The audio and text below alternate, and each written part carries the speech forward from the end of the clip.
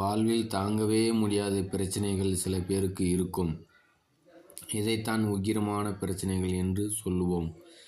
எவ்வளவு குளிரும் மார்கழி பனியில் கூட தாங்க முடியாத எரிச்சல் ஊட்டும் பிரச்சனைகள். அந்த வரிசையில் எதிரி தொல்லை இருக்கலாம். வீட்டில் கெட்ட சக்திகளின் ஆதிக்கம், கண் திஷ்டி பிரச்சனை, எதிரிகளால் தொல்லை, ஏவல், பில்லி, சூனியம் இது போன்ற பிரச்சனைகள் அடங்கும். அதுபோல கடனை கொடுத்திருப்போம், பணத்தை அடுத்தவர்களை நம்பி கொடுத்திருப்போம். ஆனால் அது திரும்பவும் நம் கைக்கு வராமல் கஷ்டத்தை கொடுக்கும். உதவிக்காக பணத்தையும் கொடுத்து புது புது எதிரிகளை சம்பாதிக்க கூடியவர்களும் இருக்கத்தான் செய்வார்கள். காரணம், கடனை கொடுத்துவிட்டு திரும்பி கேட்டால் சண்டை, சாபம் வந்து விடுகிறது. பாவம் வந்து சேருகிறது. கடன் கொடுத்த பாவத்திற்கு கஷ்டத்தையும் நாம் அனுபவிக்க வேண்டிய சூழ்நிலை. இப்படி நீங்கள் ஏதேனும் பண பிரச்சனைகளில் சிக்கி இருந்தாலும் இந்த பரிகாரத்தை செய்யலாம். உங்கள் பணம் உங்கள் கையை வந்து சேரும். கடன் வாங்கி தவிப்பவர்களும் இந்த பரிகாரத்தை செய்யலாம். கடனை சீக்கிரம் திரும்பி அடிக்கக்கூடிய பாக்கியம் உங்களுக்கு கிடைக்கும். நீங்கள் பொய் சொல்லவில்லை, யாரையும் ஏமாற்றவில்லை, உங்கள் பக்கம் நியாயம் இருக்கிறது என்னும் பட்சத்தில் இந்த பரிகாரத்தை நாளை தினம் செய்தால் நிச்சயமாக உங்கள் வேண்டுதலுக்கு உடனடியாக ஒரு பதில் இறைவனிடம் இருந்து கிடைக்கும். நாளைய தினம் மார்கழி மாத 20ஆம் தேதி, மார்கழி மாத சனிக்கிழமை பஞ்சமி திதியும் சேர்ந்து இருக்கிறது.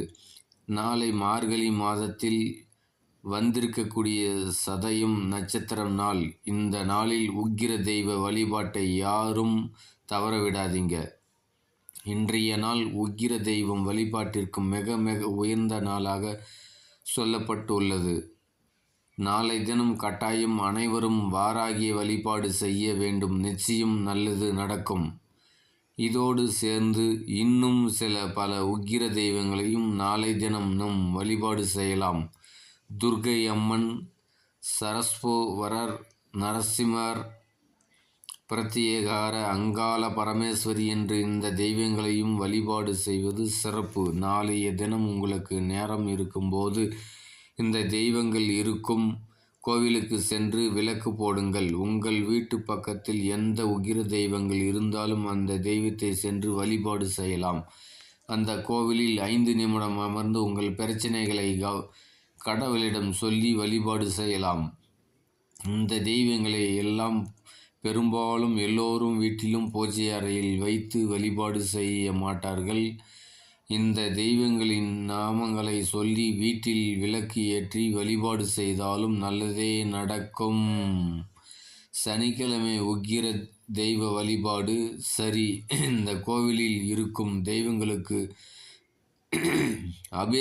அபிஷேகத்திற்கு என்ன பொருளை வாங்கி கொடுத்தால் நம்முடைய உக்கிரமான கஷ்டங்களை தணியும் என்பது உங்களுக்கு தெரியுமா?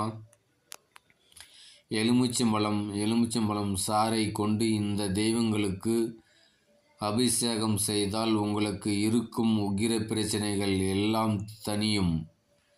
பெரிய அளவில் பிரச்சனை, கோர்ட்டு கேஸ், வழக்கு, தகராறு, சிக்கலாக போய் சிக்கிக்கொண்டார்கள். அதிலிருந்து விடுபட வேண்டும் என்றால் நாளைய தினம் இந்த தெய்வங்களை வழிபாடு செய்யுங்கள். உங்களால் முடிந்த எலுமிச்சம்பழத்தை வாங்கி உக்கிர தெய்வங்கள் வசம் செய்யும் கோவிலுக்கு தானமாக கொடுங்கள். கோவிலில் காலையில் அபிஷேகம் நடக்கும் அல்லவா? அந்த அபிஷேகத்திற்கு எலுமிச்சம் பழங்களை வாங்கி கொண்டு போய் குருக்களிடம் தானமாக கொடுக்க வேண்டும். இந்த பழத்தில் இருந்து சாறு பிழிந்து அபிஷேகத்திற்கு பயன்படுத்தும்படி சொல்லுங்கள். சில பேர் வீட்டிலேயே வாராகி வழிபாடு செய்வார்கள். அந்த வாராகிக்கு எலுமிச்சம்பழம் சாறை கொண்டு அபிஷேகம் செய்து நீங்களாகவே வீட்டில் வழிபாடு செய்தாலும் நன்மையை கொடுக்கக்கூடிய விஷயமாகத்தான் இருக்கும். எதையும் படிக்காமலே மார்கழி சனிக்கிழமை பரிகாரம். பக்கத்தில் இருக்கும் துர்க்கை அம்மன் கோவிலுக்கு அபிஷேகத்திற்கு இந்த எலுமிச்சம்பழங்களை வாங்கி கொடுத்தாலும் போதும். நாளைய தினம் சக்தி வாய்ந்த இந்த நாளில் வழிபாட்டை தவற விடாதீங்க. இந்த எளிமையான ஆன்மீக சொல்லும் வழிபாடு உங்களுக்கு பயனுள்ளதாக அமையும் என்ற நம்பிக்கையில் இன்றைய ஆன்மீக சார்ந்த பதிவினை நிறைவு செய்து கொள்வோம்.